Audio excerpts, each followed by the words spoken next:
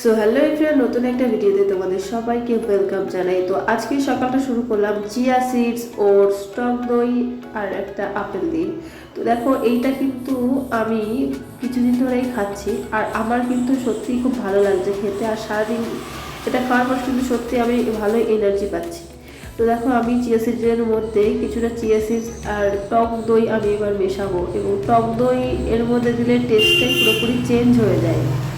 তো দেখো আমি কিন্তু এই আপেলগুলো কেটে রেখেছি আর এটা একসাথে মিশিয়ে দিলাম, দিয়ে এইটাকে আমি এবার আধা ঘন্টার জন্য রেখে দেবো। তো আধা ঘন্টা পরে চিয়া সিডস আর চিয়া সিডস তো আগের দিন রাত্রেই ভিজিয়ে রেখেছিলাম, ওটটা একটু ফুলে উঠবে।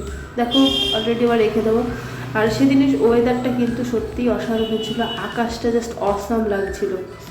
তো প্রায় আধা ঘন্টা হয়ে গেছে, এটা অনেকটাই রেডি হয়ে গেছে। তো ফাইনালি এটা আমি এবার খাবো, খেয়ে স্কুলের জন্য বেরোবো। আমি রেডি হয়ে গেছি, তো আমি খেয়ে কিন্তু স্কুলের জন্য বেরিয়ে গেছি।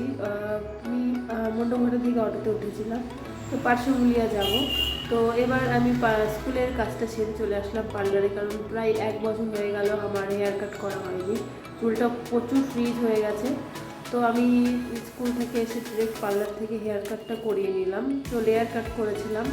ফাইনাল লুকটা তোমরা একটু পরেই দেখতে পারবে। এখন চুলটা শোকাচ্ছে চুলটা কাট করার পরে। তো দেখো এইটা কিন্তু আমার চুল কাটার পরে এটা স্টাইল করছে, চুল স্টাইলগুলো দেখাচ্ছে। তো দেখো এই যে প্রায় চুলটা রেডি করছে এখন হিট দিয়ে। তো এই যে দেখো এই যে ফাইনাল লুক, এটা অ্যাফ্রন পরানো ছিল বলে একটু কেমন কেমন লাগছিল। তো দেখো এই যে হেয়ার স্টাইলগুলো দেখাচ্ছিল। আর এই যে আমার হেয়ার কাটিং করার পরে। তো তোমার কেমন লাগছে অবশ্যই কিন্তু কমেন্টে জানিও হেয়ার কাটটা করার পরে। তো ফাইনালি হেয়ার কাট হয়ে গেছে, আমরা আইব্রোটা করলাম তারপরে।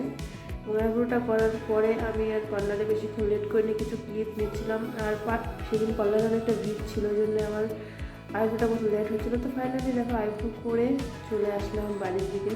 তো টাটা গাইস।